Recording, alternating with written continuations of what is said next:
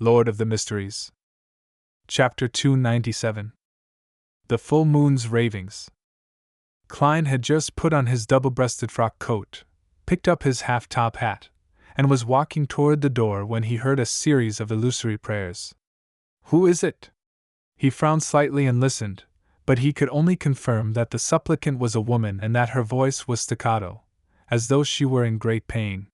Since he had nothing particularly urgent to tend to, the newly advanced magician, Klein, casually tossed his half-top hat onto the coat rack accurately, and he returned to his bedroom. After taking 4 steps counterclockwise, he entered the majestic palace. This time, he didn't see any illusory star expanding or contracting with a deep red glow. Instead, at the end of the ancient, mottled bronze table, by the side of the fool's seat was a clear radiance rippling out. "It's a prayer from a non-tarot club member. Is it Zio or that lady with curly brown hair?" Klein speculated as he took his seat. Since he had already emptied his anonymous account, he didn't suspect that someone was trying to steal his wealth. Leaning back, Klein pointed with his left hand, spreading out his spirituality to touch the rippling light. The scene around him suddenly changed. He saw the overturned coffee table, the slanted sofa, books and papers strewn all over the floor, and a woman with brown hair struggling in pain. At the same time, Klein heard her prayers. "The fool that doesn't belong to this era. The mysterious ruler above the gray fog. The king of yellow and black who wields good luck. Save me, save me. Save me?" From the looks of it, she seems to be losing control.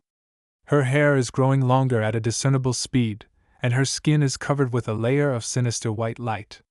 How could I possibly save her? Klein observed carefully for a few seconds, then mumbled to himself, feeling stumped. It was at this moment that he detected in the woman's anguished pleas a faint, illusory, indistinct raving. Yes, a raving. These ravings were similar to the ones he experienced before rising above the gray fog, but it had no madness or evil to it at all. Furthermore, it didn't contain any obvious malice. It appears that this lady's state of nearly losing control is a result of hearing the ravings. If she stops hearing it, could she be able to calm down and turn for the better? In thought, Klein reached his hand out to the rippling circle of light. Following that, he allowed his spirituality to gush out of his body, establishing a firm and mysterious connection. After advancing to magician, his spirituality had become a lot more abundant, and the burden in this aspect had decreased accordingly. Furs felt her head muddling as she felt her thoughts were like boiling water. They were constantly bubbling in a bid to break free of the restraints of her head. "Am I dying? I don't want to. I don't want to become a monster." Just as she was woefully thinking this in her mind, the pain flooded over her like a tidal wave. Suddenly, she was wide awake. The pain, the irritation, the madness, and the despair, which she felt so deeply in her bones, seemed to no longer exist, as though it was only an illusion. "I managed to endure through it so quickly today? Isn't it longer during a blood moon?" Confused, Furs opened her eyes, which she had unconsciously closed.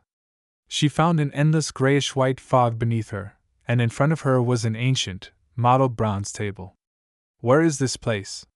Surprised, she looked around and saw numerous towering stone pillars, as well as a towering palace that was propped up by those stone pillars. Then, at the very end of the long bronze table, she saw a mysterious figure shrouded in thick gray fog who seemed to be overlooking everything from above. "What is this place? Who is he?" Furs turned wary and questioned inwardly. Then, she remembered what she had just done. Under her extreme pain, she had chanted the mysterious incantation which Zio had found in the history of the Lone Kingdom's aristocracy. An incantation that was suspected to be directed at some evil god. No, not just evil spirits. He was actually able to temporarily help me get rid of the harmful effects of those terrifying ravings. He even pulled me into this strange world. This. While Furs suppressed the fear in her heart, she half stood up and bowed. "May I know who you are?" At that moment, she suddenly recalled the contents of the incantation as she blurted out, "You are the fool!" "Ah, Mr. Fool! You are His Excellency the Fool?" Klein smiled, nodded slightly and said, Just call me Mr. Fool. As he spoke, he noticed on the back of the chair in which Furs was sitting on, the symbols and mysterious patterns formed by the shining stars were rapidly changing. In just 1 or 2 seconds, the interior of the room was covered with layers upon layers of doors. Numerous illusory doors of the same kind were formed there. Door? As soon as Klein saw the symbol, he immediately associated it with the mention of Mr. Door in Roselle's diary. During a full moon, the other party would come close to the real world and let out cries for help. Could the Ravings have something to do with Mr. Door? It's the night of the blood moon tonight, an enhanced version of the full moon. This lady corresponds to a door, and the symbol on the back of Miss Zio's seat is similar to the Sword of Judgment. Klein nodded indiscernibly. Through this, he confirmed that once a stable connection was established and that if the other party was a beyonder, the symbol behind the seat would change according to the other party's actual circumstances. They didn't have to necessarily join the tarot club and come to the mysterious space above the gray fog at fixed intervals. At that moment, waves of shock rose up in Furs's heart. The Fool. It's indeed the Fool. That honorific name does point towards a powerful existence. What does he want? Will he want to make a transaction with my soul? It's at least better than losing control from those Ravings. I guess I managed to claw my life back. Whatever happens in the future would just be a bonus. While she was still lost in her thoughts, she suddenly heard Mr. Fool ask with a smile. You hear Ravings from nowhere every full moon? How does he know? Furs looked over in surprise and replied in a daze. Yes. Before she finished her sentence, she suddenly thought of a possibility and asked, Do you know the origin of those Ravings? Do you know who is trying to harm me? Do you know how to solve this problem once and for all? He's a miserable wretch who is lost in the darkness and trapped in a storm. Klein had intended to reply with the words that would shape his image, but when he thought about it, he couldn't be sure that the woman in front of him had indeed heard the words coming from Mr. Door. In order to not make any mistakes and to not embarrass himself in the future, he skipped over the question and said with a vague smile, He might not necessarily want to hurt you. Perhaps he is just asking for your help. Therefore, the Ravings weren't malicious, not crazy or evil. Asking for my help? But those Ravings pushed me closer and closer to losing control. If you hadn't helped me, I might have become a monster by now. Furs returned incredulously. Klein grinned and said, That's because you're too weak. I'm too weak. Furs was stunned and at a loss. Klein briefly explained, The difference in your life's natural order and his is too great. Perhaps, just by breathing normally, the storm brought about by him can rip you to pieces. Perhaps, just a glance from him will cause you to die on the spot.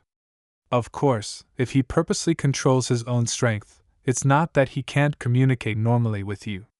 However, his voice might need to pass through layers of obstructions in order to reach your ears. Deliberate control typically implies a failure to call for help. That's if we assume that he's calling for help. The difference in our life's natural order is too great. I would die from just one glance from him.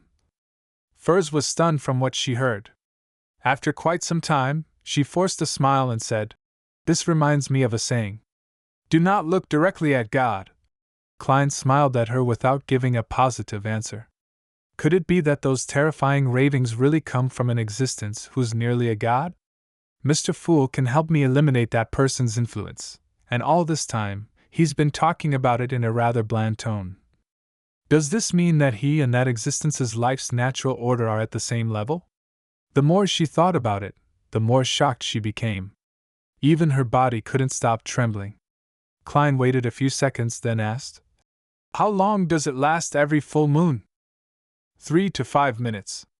If it's the night of the blood moon, it will exceed 7 minutes.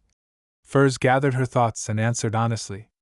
The more Klein listened, the more he felt that the Ravings' owner belonged to Mr. Door. He temporarily put the matter down and smiled. You can return in a few minutes. There is only one way to solve your problem, and that is to raise your life's natural order. Furs hesitated for a moment before saying, Whenever I encounter the full moon, can I recite your name? I will be your devout believer. No, there's no need. Klein smiled and shook his head.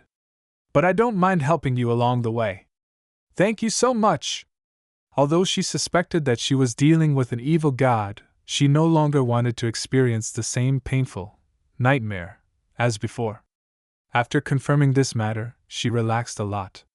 Noticing that there were still many seats around the long bronze table, she asked probingly, Mr. Fool, it seems there are others who come here frequently? No, they might not necessarily be human, Furs added silently. Klein smiled and said with a casual attitude, There are few people who are similar to you. I pulled them here for various reasons. They hope that I can hold a gathering at regular intervals to facilitate the trade of formulas, ingredients, information, and missions. I agreed to it. Furs was enticed by what she heard. Thinking that she was already part of this, she boldly asked, Mr. Fool, can I join this gathering? Sure. 3 in the afternoon on Mondays. Remove all disturbances. Klein smiled and pointed at the cards that suddenly appeared on the surface of the long bronze table. They've decided to use the names of the tarot cards as their code names. You can pick one of these, but these already belong to someone and you cannot choose from. Furs nodded her head, shuffling the cards and cutting them with great interest while mumbling, Let fate arrange my title. Soon, she pulled out a card and looked at it. The Magician!